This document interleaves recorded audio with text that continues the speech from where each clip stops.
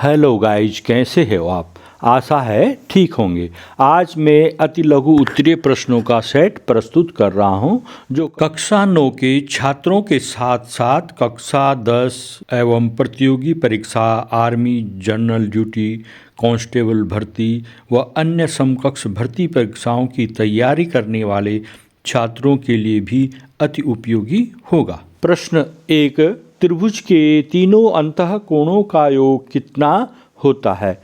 उत्तर, त्रिभुज के तीनों अंतःकोणों का योग 180 अंश होता है। त्रिभुज के जो तीनों कोण होते हैं उनका योग 180 अंश होता है, अर्थात जो 180 अंश का कोण होता है वो ऋजु कोण होता है, सरल कोण। यहाँ पर ये जो त्रिभुज है उसके कोण 180 अंश होते हैं टोटल।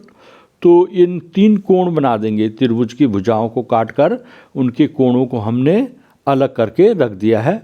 अब ये तीन कोण हमको प्राप्त हो गए हैं। इन तीन कोणों को हमने आपस में जोड़ना है। इसको जोड़ेंगे इस तरह से, दो दो भुजाओं के बीच में जो कोण बने हैं इन तीनों कोणों को हम आपस में मिलाएंगे, अर्थात जोड़ेंगे।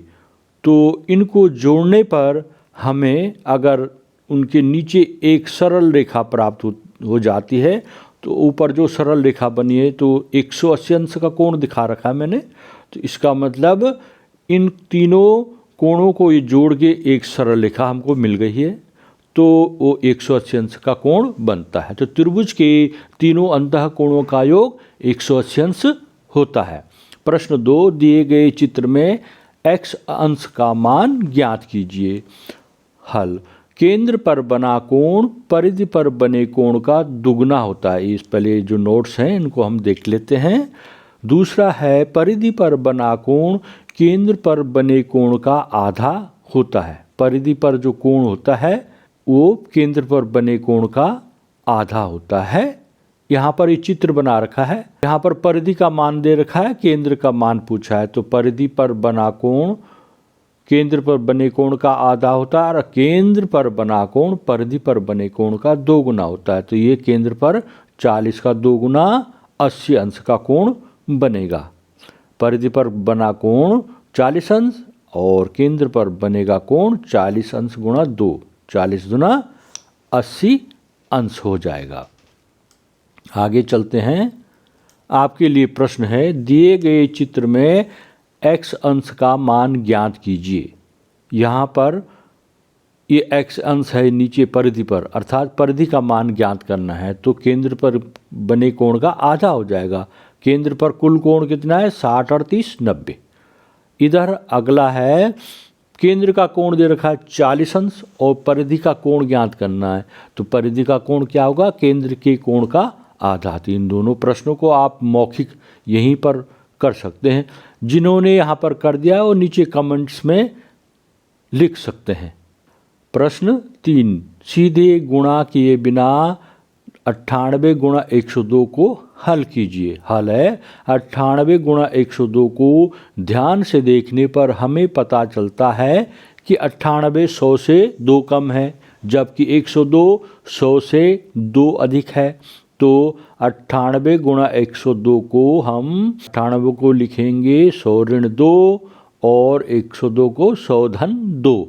अब ये a minus B A plus B की तरह हो गया है।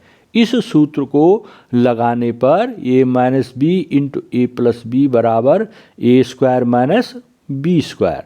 तो एक बार 100 ऋण 2, दूसरे में 100 धन 2 बराबर क्या हो जाएगा? जैसे ए स्क्वायर माइनस बी स्क्वायर है वैसे इसको भी 100 का स्क्वायर माइनस 2 का स्क्वायर लिख देंगे। 100 का स्क्वायर करेंगे तो यहाँ पर 2 जीरो है, उसका 2 गुना कर देते हैं, 2 दूना 4, 4 जीरो लगा देना है। बस इसका एक सरल तरीका है। 10 का होगा, 10 का 1 जीरो है तो 10 10 की 100, उसमें 1 का 2 गुना 2 हो गया। तो 10,000 में से 4 घटाने पर 9,996 आंसर आया। आपके लिए प्रश्न है, सीधे गुणा किए बिना 99 गुणा 101 को हल कीजिए। तो आपने इसको कॉपी में हल करना है और उसके बाद इसका उत्तर देना है। उत्तर का मिलान लास्ट में कर दीजिएगा और इसको कमेंट में भी इसका आंसर लिखिएगा।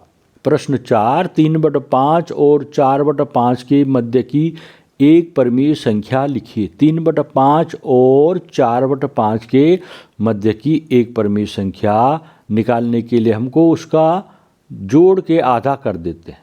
3/5 और 4/5 को जोड़ेंगे, भिन्नों का जोड़ कैसे होता है, यहाँ पर समान हर है तो हर की संख्या को एक बार लिख देना है।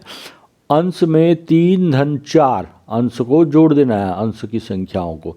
4 3 7, 7/5 हो गया गुणा 1/2, तो इसको अंदर गुणा करेंगे 1 7 7 और 5 दूना 10, तो ये हो गया 7/10। कैसे गुणा करते हैं, अंश की संख्याओं को आपस में गुणा कर देना है, बटे हर की संख्याओं को आपस में गुणा कर देना है। इस प्रश्न को हम दूसरी तरह से भी कर सकते हैं, यह अगली स्लाइड में देख। प्रश्न वही 4, 3/5 और 4/5 के मध्य की एक परिमेय संख्या लिखिए। अब की बार में हमने ये देखना है कि कितना परिमेय संख्या पूछ रखी है, एक। हमें इनके मध्य की एक परिमेय संख्या निकालनी है। इसके लिए हमें एक में एक जोड़ के 2 हो गया ना, तो 2 से उनके अंश और हर में गुणा करना है। किसके, जो हमें ये भिन्न दे रखे हैं, 3/5 और 4/5। तो गया 3 गुणा 2 बटे 5 गुणा 2, 4 गुणा 2 गुणा 5 गुणा 2, तो ये गया 6/10। 3 दूना 6, 5 दूना 10, 4 दूना 8, 5 दूना 10, 8/10। हम जानते हैं 6 और 8 के बीच 7 आता है, अतः 6/10 और 8/10 के बीच 7/10 एक परिमेय संख्या होगी बीच की। अतः 3/5 और 4/5 के मध्य की परिमेय संख्या क्या हो गई, 7/10। प्रश्न 5, 3/√8 का परिमेयकरण कीजिए। √8 बराबर √4 गुणा 2, इसको हम तोड़ देंगे एक पूर्ण वर्ग संख्या में। 4 का वर्गमूल 2 आ गया, 2√2, तो √8 का परिमेयकारी गुणक हो गया √2। करणी यानी √ किसी करणी के परिमेयकारी गुणक से करणी के अंश तथा हर को गुणा करने पर हर का परिमेयकरण हो जाता है। डिनोमिनेटर में जो लिखा है, अतः दिया हुआ व्यंजक 3/√8 बराबर 3/√8 गुणा अंश में भी √2 से गुणा कर दो, हर में भी √2 से गुणा कर दो। तो अंश का तो हो गया 3√2 और हर में हो गया 8 दूना 16, 16 का वर्गमूल कितना होता है, 4।